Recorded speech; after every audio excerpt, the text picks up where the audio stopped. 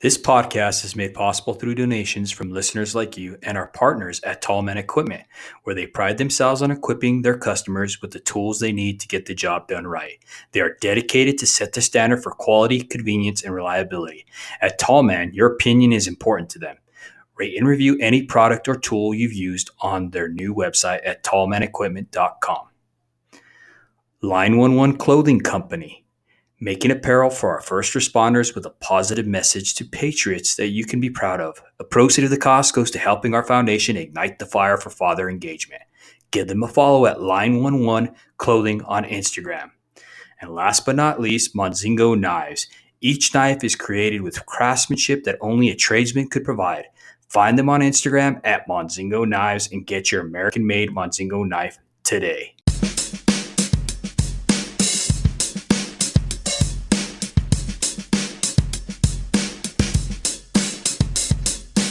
Hello and welcome to the Show Up Dad podcast. This podcast is created for hardworking fathers. At the Show Up Dad, we recognize that fathers providing for their children is certainly important.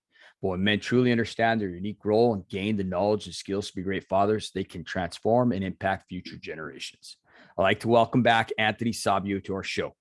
His last podcast was so amazing that we had to do a round two. So in case you guys missed it, in that last episode, Tony has decades of experience in the security and intelligence industry from a long distinguished career in the U.S. Navy, U.S. Secret Service, and the CIA. Tony served under George W. Bush as a tactical canine handler with the Emergency Response Team in Special Operations Division for President Protection Detail. He later became the Deputy Chief for the Counterintelligence Center and has deployed well over 1,500 days to numerous countries across the world. He currently serves as a Chief Security Officer for Colorado Security Agency, which provides security for Fortune 500 agencies and high-value dignitaries. So without further ado, welcome to our show up, brother. Hey, thank you for that. It's been a long time and a lot of things happened since then. A lot of things in the world, a lot of things in my life. Absolutely. Absolutely, brother. I mean, gosh, man, we've had all kinds of stuff going on in the world since the last time. Yeah, definitely. So, Tony, I wanted to ask you recently were on People magazine, okay? And it talked about how you had extracted a 15-year-old boy from war-torn Ukraine. I want you to tell us a little bit about that experience, if you don't mind, homie. Yeah, no worries. It came out left field, through our company. I was asked if I knew any resources. This is the day after the actual invasion. So we're talking, the invasion happened on the 24th of February. This is the 25th. I reached out to some of my connections and see if they had anybody to assist getting this person out, this boy out. So what I did was I reached out and nobody was willing to do anything. Everyone was tied up. There was nothing that they could do. And even the resources I did have in country, it was an NGO, they were busy helping out with getting food and other things in the country. So I let my colleague know. He reached out to me on a Sunday and said, hey, all my resources out. I asked big companies if they would be able to help out. And none of them said yes. They said it's too dangerous to go in. So with no options, I told him, tell the dad, I'll go in. I'll take care of it, not having an idea what I was going to do. But kind of putting myself in a situation with me being a father myself. And if I was in the same situation and my son was in Ukraine, stuck in Kiev, how would I feel? I'll move the mountains trying to get this to my son. Yeah. So, I took it upon myself and said, yes, I'll do it. The whole company was kind of beside himself, having no assets there, no connections, no intelligence of what's going on, that I was just going to go. And I think a lot of company knew I had the capabilities of doing this, but we never really seen this, up close and personal. Now there's a situation where they're seeing this materialize. So I think they had a little bit of worry of could he actually do this. For myself, nowhere in the government would you ever do a single man operation? Yeah. Nevertheless, would you ever do anything, even in a team operation, without any assets on the ground or having any support network to help you if you do get in a pinch? So this was kind of something that is very unorthodox. Nothing like this would ever be sanctioned. Mm-hmm. Um, so what I did to start off is, I went through all my skill sets of knowledge of what I needed to do to set this up. So the first thing is try to gain assets and gain as much intelligence on the ground. So I went through the internet, found some groups through Facebook that had interest in Ukraine and what's going on there. A lot of them were, providing services and valuable information on the ground. Was linked up with a chat room in WhatsApp with about 200, 300 members on there. And most of it was in Ukrainian. So I, very well versed now in taking copy and paste and going to Google Translate to kind of see what they're writing. But I was able to find people there to give me some information. I told them that my son was stuck over there and I just want to try to get him out. This was the buildup between me, saying yes and for my plane ticket out. Mm-hmm. So I was able to establish communication and have people work with me to try to get me some more information and try to give ways. But nevertheless, I was heading out to Romania to try to get at least on the ground and keep working this and figuring this thing out. That started my time of not having sleep. I woke up at 7 o'clock in the morning to this phone call, and that was the last time I slept. It just continued on. On the plane, I was able to communicate through WhatsApp with my Romanian contacts, giving me some information, and also my people in DC from my company that was getting things through open source as far as what's happening on the ground with the Russian forces. So when DC was talking, my Romanian assets were already asleep and getting some news. And then vice versa, when the DC team went to sleep, my Romanian people woke up. So I was just getting force fed this whole time. So during my flight, getting on information, we actually established a way to get the boy out through an asset we developed on the ground with my Romanian people. That person was going to pick up the kid and move him to the train station in Kiev, and then move him to Lviv, where I would meet him in Lviv, Ukraine, and then pull him the rest of the way out. So we had a great plan going. He was already set, bought the tickets, and all I had to do was now get to Lviv, which is right across the border, probably 200 miles into Ukraine. So that saved me a lot of time instead of going all the way to the east side towards Kiev. And it seemed like a very good plan. At the time, with the intel coming in, the Russians were moving around. The border lines weren't even set up. Like the battle space wasn't even set up. You didn't know where the Russians were going to go. They're flying planes everywhere, missile strikes. They were just causing havoc throughout the whole country, coming from the east and then coming from the north, from Belarus.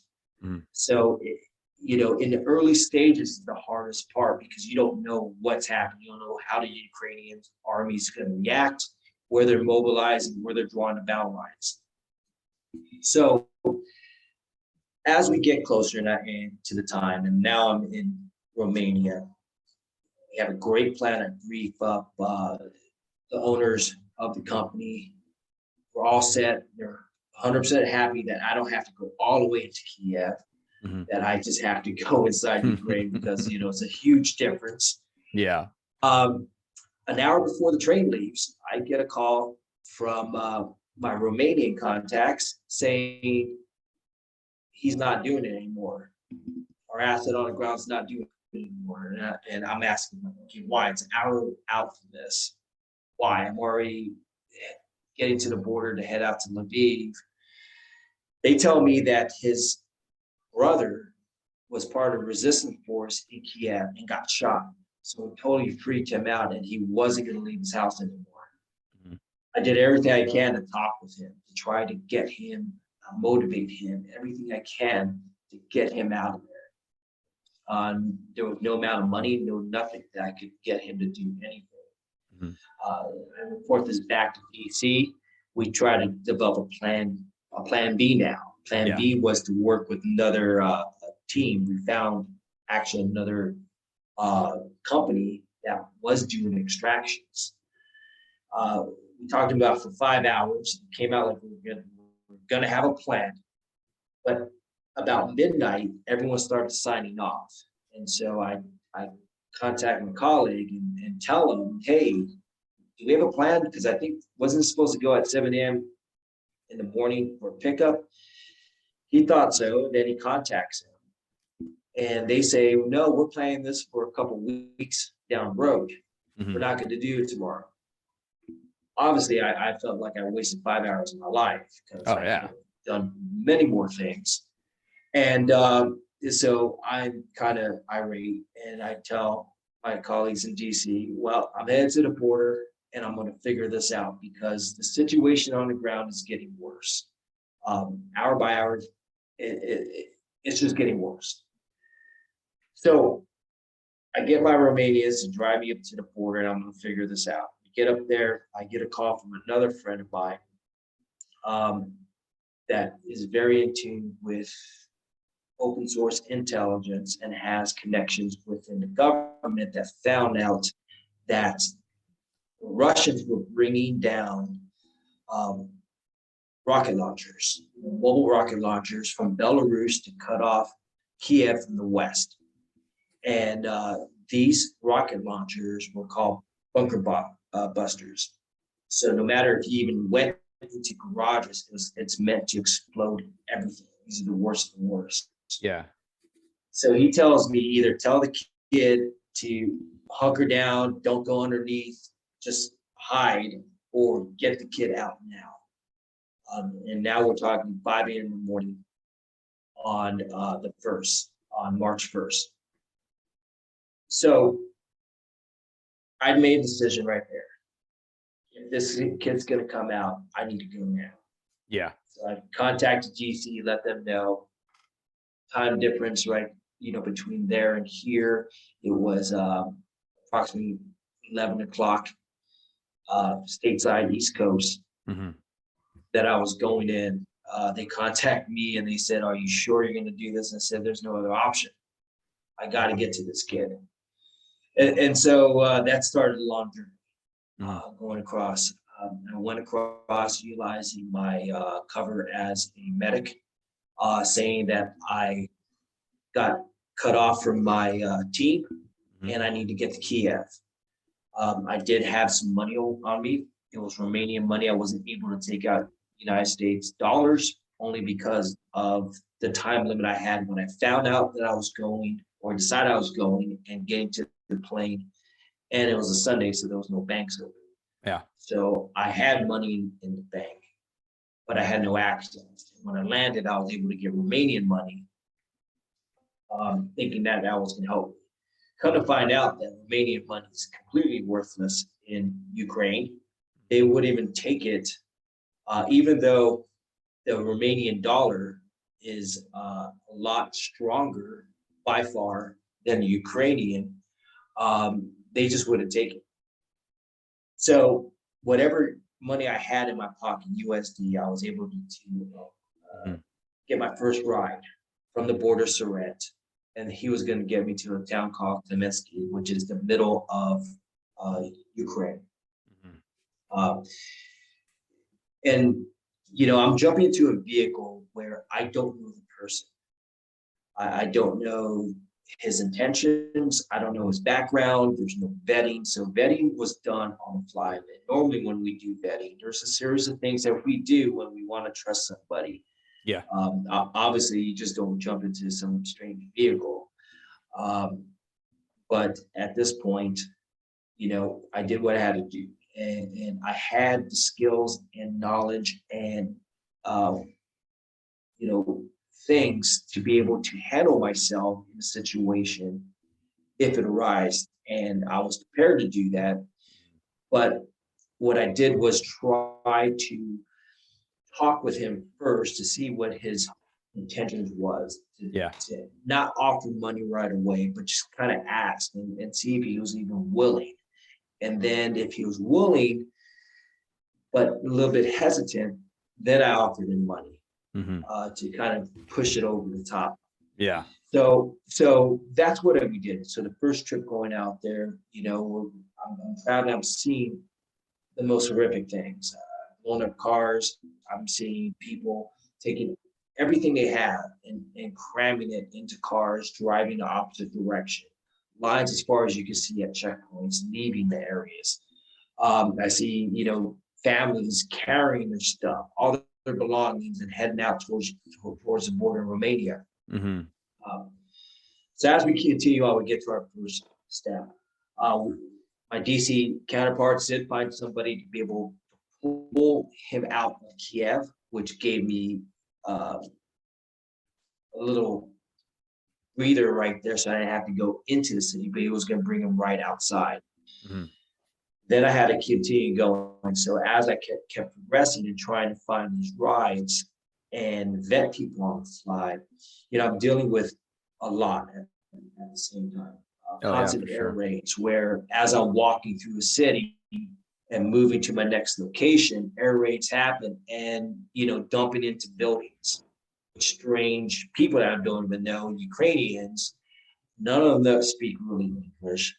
Probably the percentage of people that I encountered, probably 5% spoke any type of English. It was mostly broken English. Mm-hmm. But jumping into basements with Ukrainians, air raids constantly going off, and then on top of that, trying to navigate through a country that I've never been in. The intel that was coming in was from DC, also from my Romanians that were pushing a lot of things to me, telling me what the battle space was looking like, and it's constantly moving. And then dealing with the air raids, sirens, and hearing the jets fly by was a continuous thing that was happening. So various things was going on that made the actual transition to the kid really difficult. So when I actually reached the kid and I met him right outside Kiev, this big overwhelming, I finally got him, came over me. But then the fear came in. Now I have to deal with all this exterior stuff happening and also take care of him. Wow.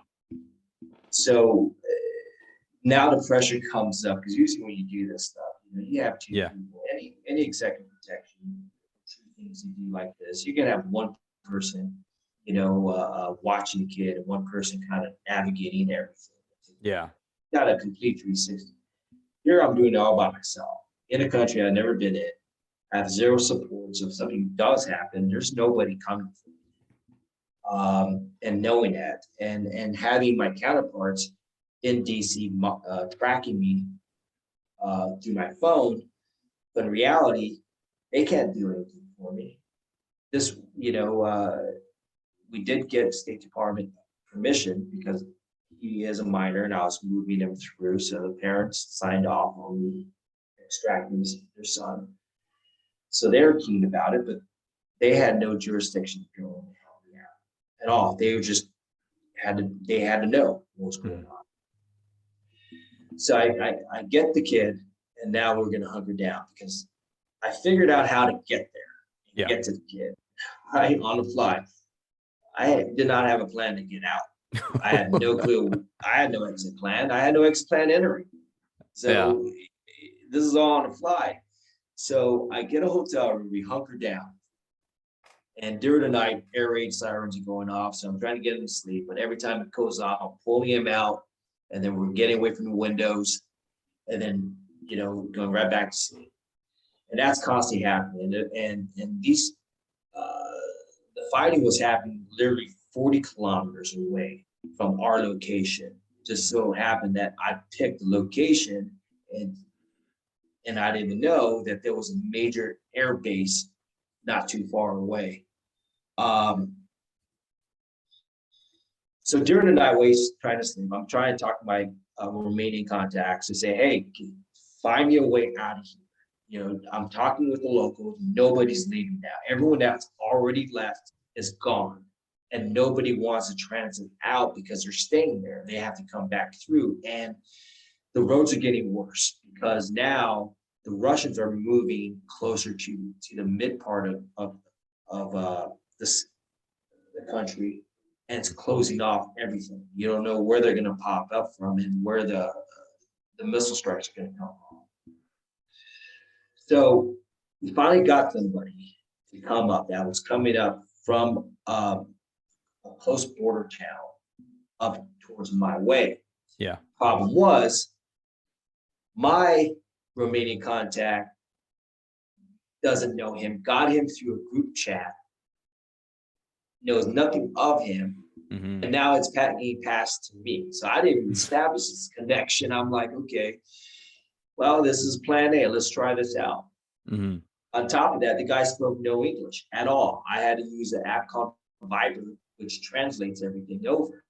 It's an app that I'll use constantly now for anything like this. So I'm trying to vet as much as possible. Yeah. But you really can't win. Two, you're doing it over a text message.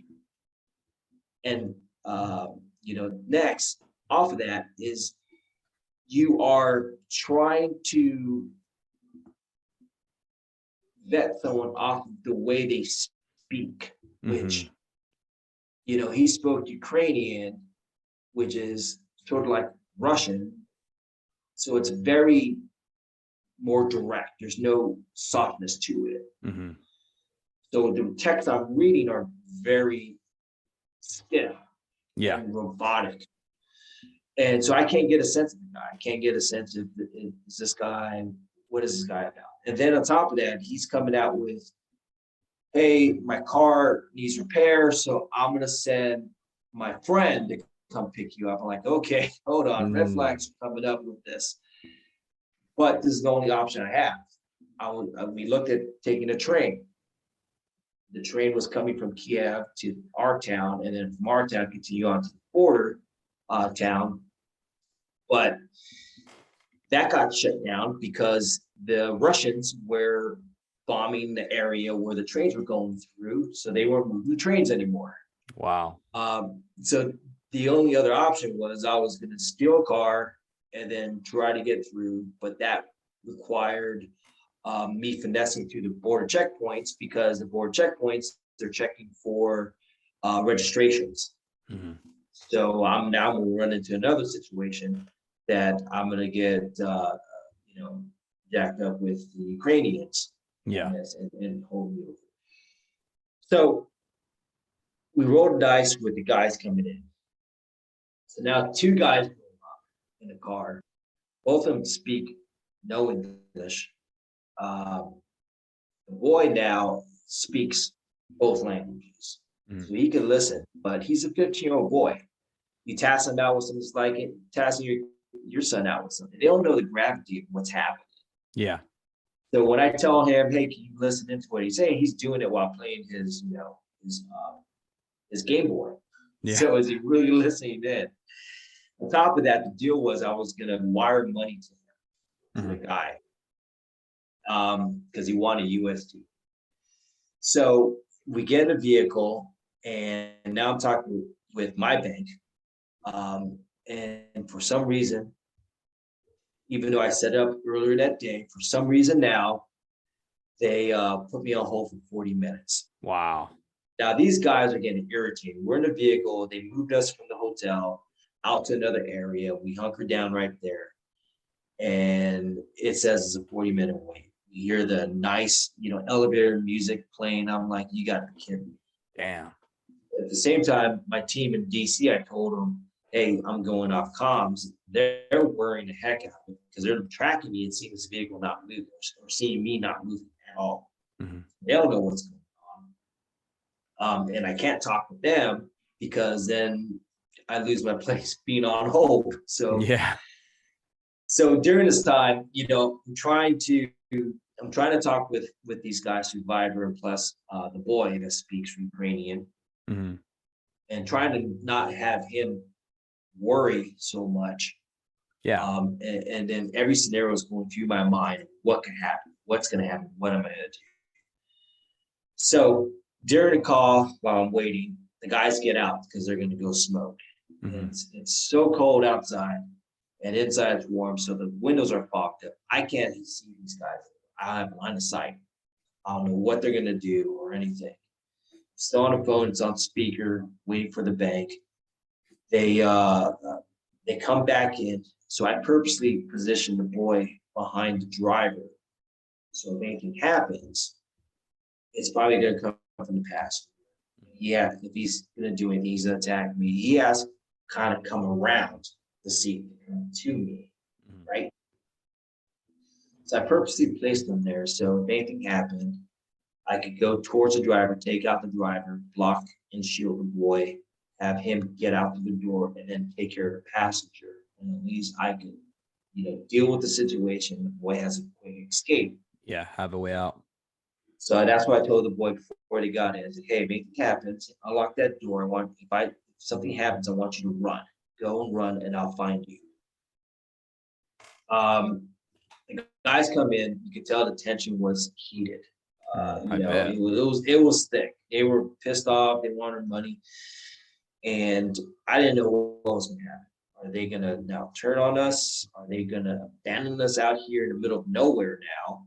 And now it's like 7 o'clock at night, and it's cold outside. I don't know what they're going to do. So finally, the bank gets online. We do the transfer. Everything goes good. During this time, this wait, I did have weapons with me, and I did places, ready to go if I needed to. Yeah. They were out of sight, but they were right there. The boy couldn't see it; no one could see it, but it was ready to protect us. Yeah. Luckily, nothing happened. We got the transfer. The passenger got out.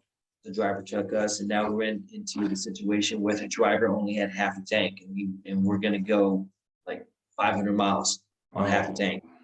Ain't gonna happen. The trek took forever. Trying to find a gas station that was still open that had gas. Going through the roads where you see the Ukrainian transport vehicles going the opposite direction of where we're coming from, and then getting intel coming in that avoid these areas because the fighting's right there. And one of the areas that we're going to go through, the fighting was actually happening there. Mhm.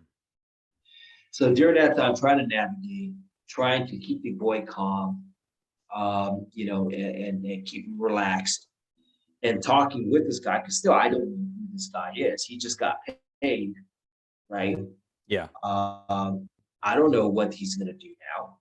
So kind of keeping, talking with the guy, vetting him, and trying to, be prepared, Yeah. and tracking where he's driving, making sure he's driving where I need to get to. So all this is happening throughout this whole time. We finally find some gas, put some gas in, and finally make it to the border. Now we're talking March 3rd, 3 a.m. in the morning. Finally arrived. I started this. I crossed the border the first, March 1st at 5:40, Ukrainian time. Mhm. Now we're leaving March 3rd, 3 a.m. in the morning. And granted, this whole time I was up since Sunday, all the way through. Damn. So extremely tired at this point. We cross over. It was the biggest relief. All the obstacles, all the everything. I think, from my standpoint, what got me through and kept going was actually the kid. Mhm. Watching it. The biggest thing that I saw, the relief I had was when I actually reunited the boy with his father, seeing that, and it just made me feel good. Yeah. It made everything I did worth it. All the staying up for that long, all the trouble I went through, I honestly feel that, I had a guardian angel guiding me Yeah. through this whole thing. Um, you know, People say that what I did was amazing and everything. And at the time, I don't think anything of it. But, reflecting back on it, there was a lot of exposure. And at any time, it could have went south. Yeah. And I feel grateful for everyone that supported me. But I do feel that there was something there that was supporting me, guiding me, and assisting. Absolutely, man. I mean, I can't even imagine just the highs and lows. I mean, just thinking, it's one of the things that really resonated with me, Tony, is when you said that it's one thing to be with your partner working in two-man teams or whatever, right? But having this 15-year-old, now you're on yourself, now you're alone.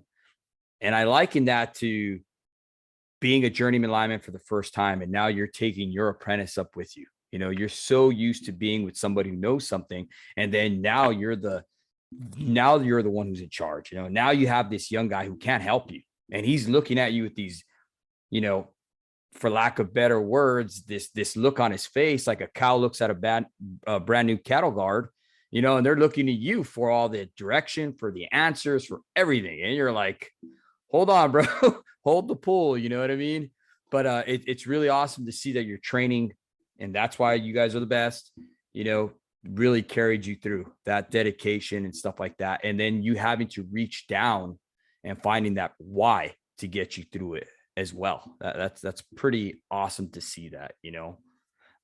We always talk about how when things get rough, you got to have that why. And man, that's awesome that you're able to find your why and just seeing the outcome, seeing the end, the light at the end of the tunnel of seeing that boy being united with his father. That's beautiful, brother. Truly is. Yeah, it was something that to say, a lot of people say, why would you even do this? Well, would you do it again? I said, yes, I'll do it again. If I was put in the same situation, Mhm. um, and a father came to me, or a mom or somebody came to me and said, would you, can you help me? Can you do this? I would, 1,000%. Mhm.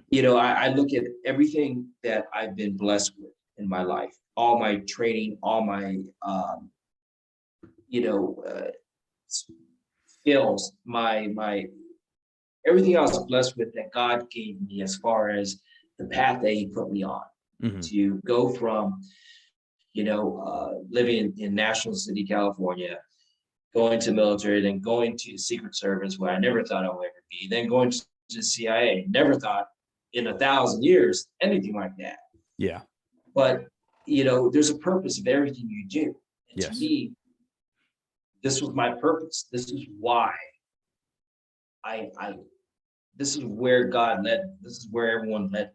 This is Mhm. where that higher power led me to, and for me to deny it, is it's selfish to do that. Yes. And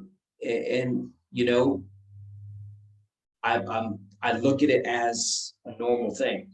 Mhm. I've been hearing from a lot of people that it's amazing what you did and all this, and I don't look at it any special than just another day in the office. Mhm. And maybe it's because I never felt alone. I always felt that there was something with me that's guiding me. Mhm. And I had this feeling inside me that everything's going to be all right. My heart's in the right place. I'm doing the right thing, and it's good. It's going to be fine. Now, other people that were dealing with, helping with the intel stateside, seeing everything happen, transpiring, talking to them in retrospect, when we did a whitewash, Mhm. they didn't even know how I was going to get this done. Let alone that I was doing it by myself. And I thank them. I thank Mhm. all of them because it does get lonely. I spent the majority of the time in the very beginning by myself, Yeah. alone, no support, no nothing. And I can't imagine what was going through their minds when they know the situation's happening. They're getting intel, more intel than I'm getting, Mhm. and talking to me, knowing that if something does happen, there's no way they can help me. Mhm. I would not want to be in that situation. I told him that to you. I said, thank you guys for being there. And I understand how hard it is, because the last words they could say to me, and that's what I could say to them, could be, I mean, those can literally be the very last words, and something that they'll have to live with and everything that they couldn't help. So, but I always felt that something inside that was guiding this whole thing. Mm-hmm. No, for sure. I mean, I always say that there's a purpose for everything, right? And it's up to us to look at all the details. I don't believe in coincidences. I don't. Everything is for a reason, and you just got to look for that reason, right? Yep. I see now that, like you said, there's a purpose for you. One of the things that really stood out when you're talking, Tony, is how you said you're going into this place and it was war torn. I imagine when you're saying that, I imagine looking like Red Dawn, when the Russians come in, and Patrick Swayze movie, you know what I mean? And they're rolling around in tanks and stuff like that. I picture that, and it's just people just piling up, trying to leave that place, that's one of the things we see, like, as me being a journeyman lineman, we going out into storm, miles and miles and miles, as far as you can see, people are just packing up all their stuff and trying to leave that state, trying to get out of Florida, and here we are, clear sailing all the way into the heart of the storm, getting ready to set up base so we can start restoring power as soon as the world gets turned upside down. When you see people like that leaving, right, it's because they've lost hope. And it's awesome to see that you're running in there as a true American hero. Just like us as linemen, we're running into that storm to restore hope. I know a lot of people say, oh, you're restoring power, but just like you, we're going in there to restore hope to those people. And that's why they're leaving, so I think that's truly an awesome testament of your character, Tony, and the men and women who put their lives on the line to go and restore hope in these war-torn areas, or these hurricane infested areas, or where, tornadoes and natural disasters have occurred. You know what I mean? It takes a special person to go in there and do what we do. You know what I mean? So once again, dude, that's amazing, brother. Your story is absolutely awesome. I'm so glad for you to come on here, you know what I mean, and tell us and share. It's I'm agreeing with you with that. Yeah. You get guys that are rushing in there and doing what they got to do. And you get to a point where you're just not thinking. It's just something you have to do. And that was always been something that I've always gravitated towards, with this particular story and this particular situation. It just hit home so much more. Mm-hmm. I spent so much time doing things overseas. There's operations in war-torn countries everywhere. Mm-hmm. And part of what I've said to myself is, if something happened in the United States and I'm overseas trying to protect, am I protecting my family? Am I protecting my kids? Mm-hmm. And that always bothered me, And so when this situation came, my kids flashed in my eyes. Mm-hmm. If this was my son out there, I would have hesitated. And so that is, that's the love of a father. And the love of a father, the actual fathers told me, he goes, Tony, I'll go with you. And I said, no, don't worry about it. I'd rather just do it by myself because, you have enough on your mind. But in reality, I was thinking in my mind, it's like, I can't be taking care of two people now. Right. One's already enough. Yeah. Two people now. It makes it a lot harder. So, but I could tell talking with him, he was ready to go, hop on a plane and go himself. Mm-hmm. And he doesn't have the same skills. And so if he's willing to do that, and I have the skills, I have knowledge to be able to pull this off, then why am I going to let him do something that I know is way over his head? Yeah. And he won't be able to manage it. And I can. So I do believe my path was connected with him. Mm-hmm. in this, to be able to provide this particular,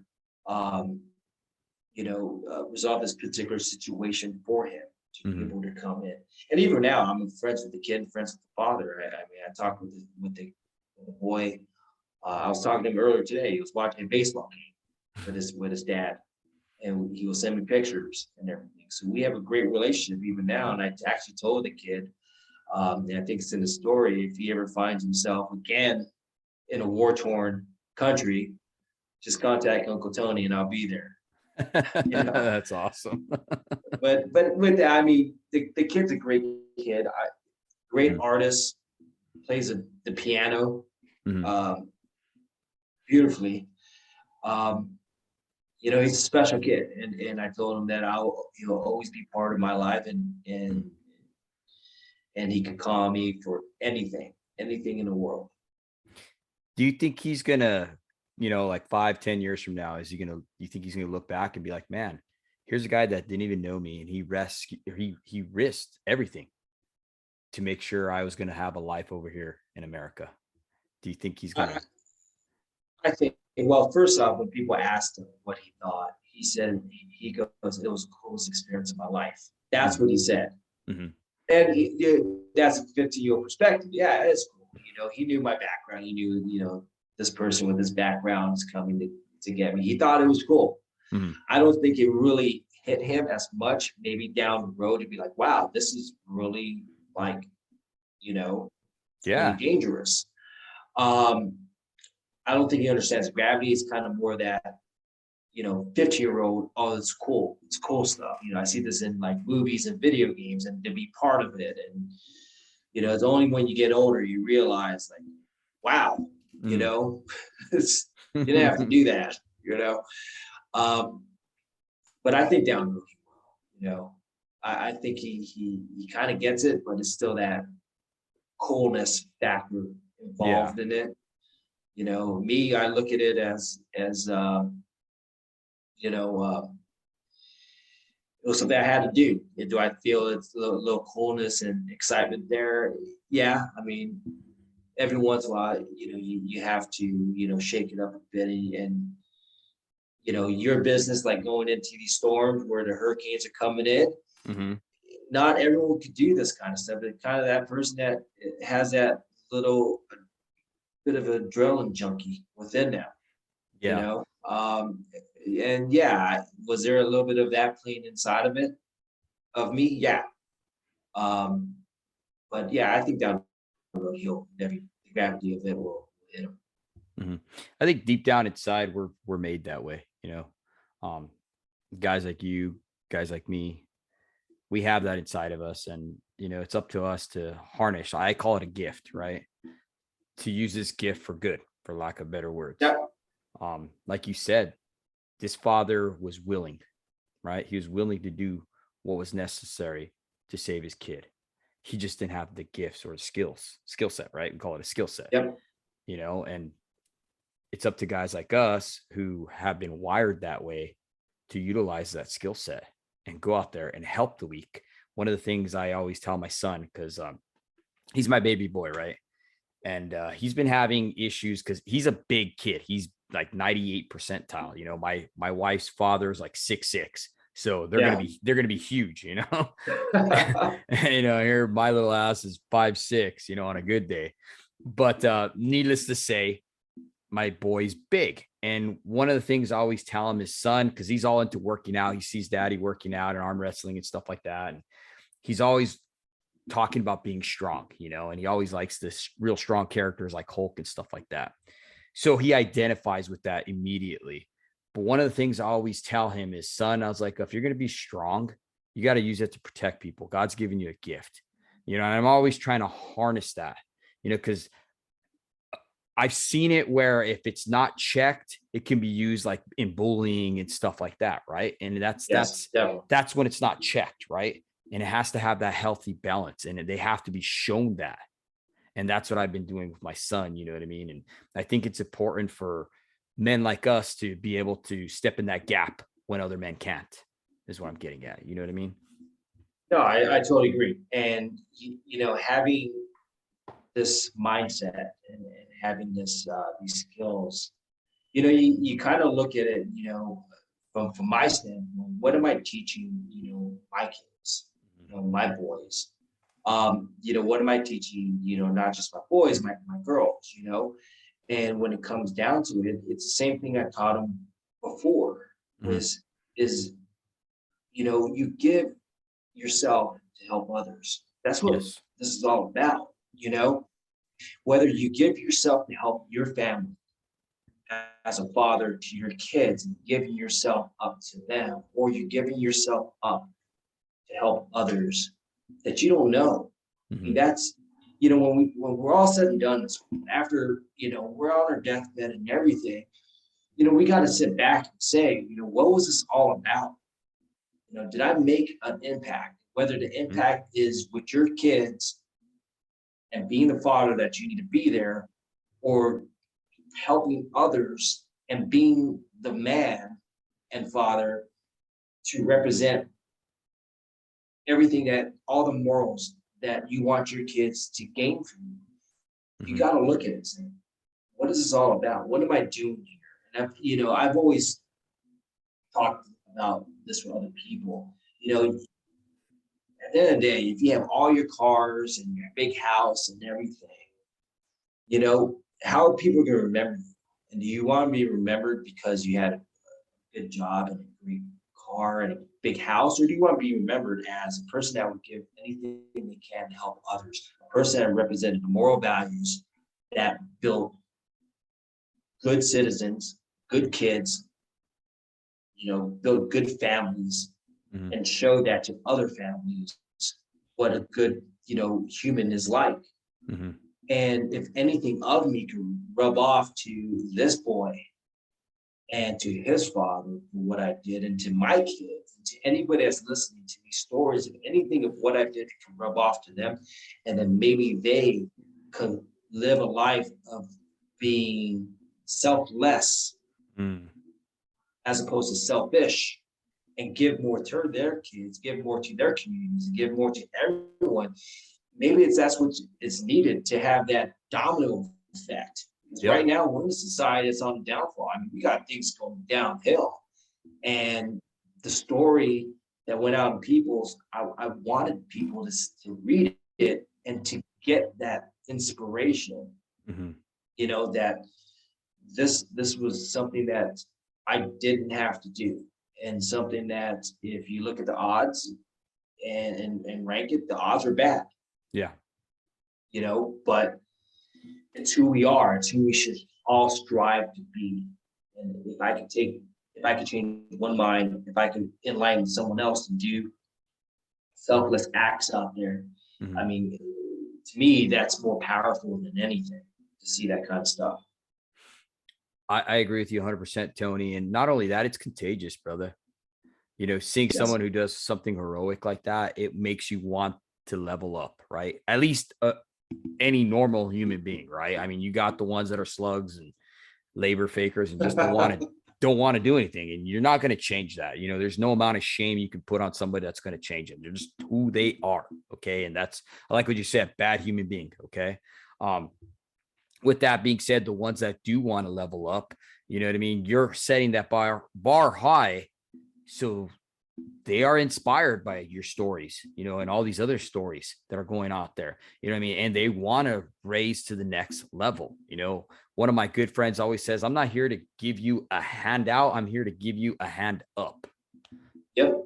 And that's what we need to do. That's what the world needs. You're absolutely right when you said that, dude, because we live in a world right now that's so sprawled out and disconnected that no one knows anything anymore about each other. We used to ride bikes and talk to the neighbor and whatever, you know what I mean? Now that's a thing of the past. No one does that anymore. Everybody's on a device. You go to a restaurant.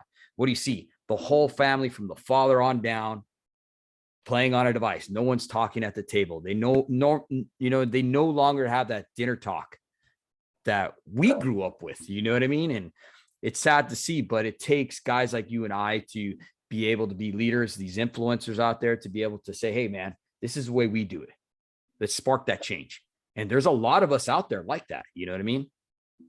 Yeah, it takes, it takes effort to put the stories out there. I mean, my story is one story, and if you take my situation out, just take it all out, the war torn country and everything. There's similar stories of people doing selfless acts out there that are not spoken about. You look at the media, it's all negative, negative, negative. You look at social media, it's all about show me the best, hide the rest. There's nothing good that's coming out of there.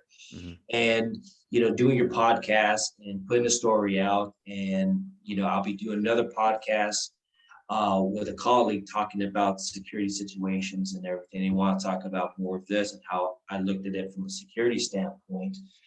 These stories, the more it goes out, the more people hear, the more I hope they become inspired to do the same type of stuff. Maybe not go to Ukraine, God forbid. I don't want to go over there, I don't need to. But to do all the little things, do the selfless stuff out there just to give. This whole story is about me giving myself to help a father and his son. That's the essence of the story. You take all the other stuff out of it. That's the reason why I went, to help him. Now, how many, I challenge you. I challenge people listening to this podcast. I challenge you to go out there and help somebody out of the blue, regardless of what it may be. It doesn't have to be extreme. You go to Ukraine, help somebody. You see a car that's on the side of the road and someone's changing a tire, stop your car and help that person change their tire. Just do something that's selfish, that takes you out of your norm, that changes up your schedule, that kind of, you will say, well, I can't really do it because I have to get, to the grocery store, or I need to go to the gym right now. Just do something. And then you're going to see two things happen. You're going to see the interaction you have with that person, which is priceless, right? The second portion you're going to see is the feeling that you're going to have internally that you're going to get. The feeling like you actually did something positive. And then speak about that, talk to your kids about that, show them that example, and then pass that on to other people. That is what I'm hoping this comes from, that people will start acting selfless and go out there and help others.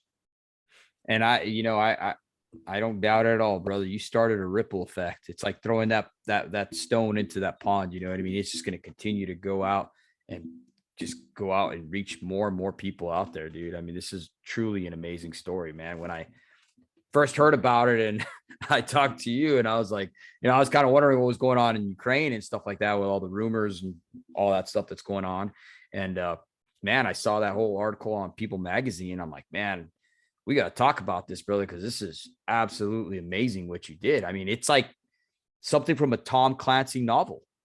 Seriously, they like write movies and books about this stuff. And here it is, good friend of mine who went and did it, and we get to share it on our podcast and to our guests and stuff like that, and it's going to encourage a lot of people, brother. It truly is, dude.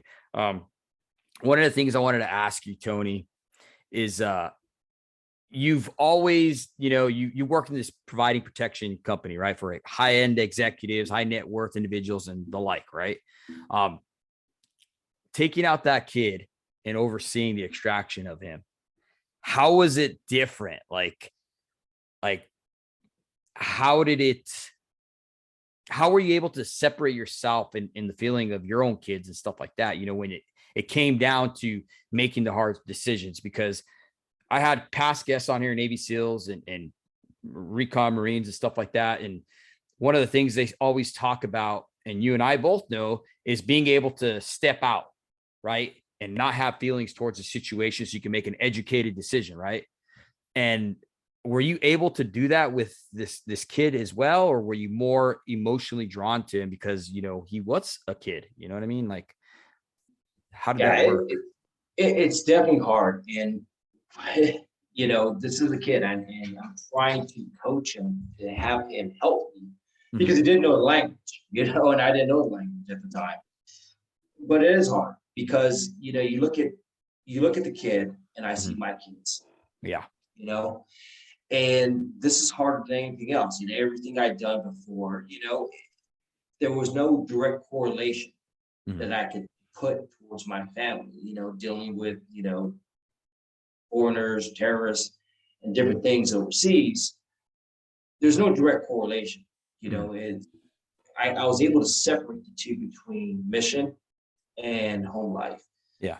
This kind of dived into both, and then not having another person with me to focus mission and be able to separate these two kind of made it hard because I'm entertaining the kid and talking with the kid, and I'm learning the kid too, Mhm. trying to keep him engaged because I'm afraid that I don't know how this kid will react if there is an actual issue I have to deal with. Is he going to freeze? I'm literally coaching him, Yeah. by myself, and then having to deal with whatever situation, and Mhm. also having to figure out my land navigation of where we're going. Mhm. Multiple things happen at the same time. So yeah, it was definitely hard. Because I'm sitting there getting to know the kid, and it reminds me a lot of my kids. Mhm. So you do get that emotional attachment to it, and it's a good thing. It's a bad thing. Mhm. Emotional attachment is I'm going to do anything I can for this kid. That's a good thing. Mhm. But the bad thing is, you could lose focus on making the right decisions, Mhm. because you do get drawn in. Like, I need to protect this kid. I can't have him leave me. So the situation I told you with the two guys that came back, I made out. I told them to leave. I'll find you. Yeah. I had to break that emotional connection where no, I need you here and then deal with this. I had to make a decision. Well, it's safer for you to be gone away from me into the night, at 7 o'clock at night when it's already dark, into a strange city by Yeah. yourself, than stay here with me, you know, um, and then you're gonna be all by yourself, because when I want my kids just roaming the streets like that, no, I want them right by my side. I'm protected by my side, but I knew that wasn't the best situation. So yeah, it was hard. I had to make that decision. I had to separate my personal feelings, keeping him close to me, and come out with a plan of attack. But yeah, it makes it difficult having developing that connection and trying to navigate everything at the same time. Mm. Man, what a tremendous story, man. Tony, once again, thank you for coming on our broadcast, brother, and just sharing it with us. I appreciate you, and I look forward to doing some more of these, brother. Um, how can they reach you, brother? Like, so you're on People Magazine. If people want to see your Yeah, article, and where else is it aired at, brother? If you don't mind. it's coming on Law Enforcement Today on Okay. Memorial Day. Their seven podcast will be coming on there. Um, it's going to be it's linked on my LinkedIn. Okay. You know, Anthony Sabio on LinkedIn. It's also going on to a website that I just started I developed. It's called it's actually my LLC, the Rockfin Group, and it's an area where I bring professionals together, to be able to vet highly trained professionals, and link them up with anybody that needs any issues or anything. So there's a whole forum there. It's going to be linked up onto there, and it's open forum. It's a forum where people can get information. You can ask questions Mhm. on various professional things, from security all the way to education and various things. Mhm. And I decided to put that out there because I just want to connect with more people Yeah. outside of just LinkedIn and any other social media. So um, it just rolled out yesterday. It's called the Rockfin Group. Um, and if you guys want to jump on that, feel free. If you guys have questions on there for me, personal questions of this issue, Mhm. this story, I'll be more than happy to answer those. My view on what's happening in Ukraine, and even security issues. You guys want to talk about that? It's free for everybody. Right on, Tony. I definitely got to get on that group, and I'll have it in the notes too as well for this. That way, like you said, people can find you and ask any questions you might have. Thank you for being an open book, brother. I know what you do is absolutely amazing, brother, and I thank you for sharing. I do. Oh, Thank you for having me, and I hope this helps out other people. Absolutely, bro. Once again, thank you for coming on our show, man. All right, take care. Thank you.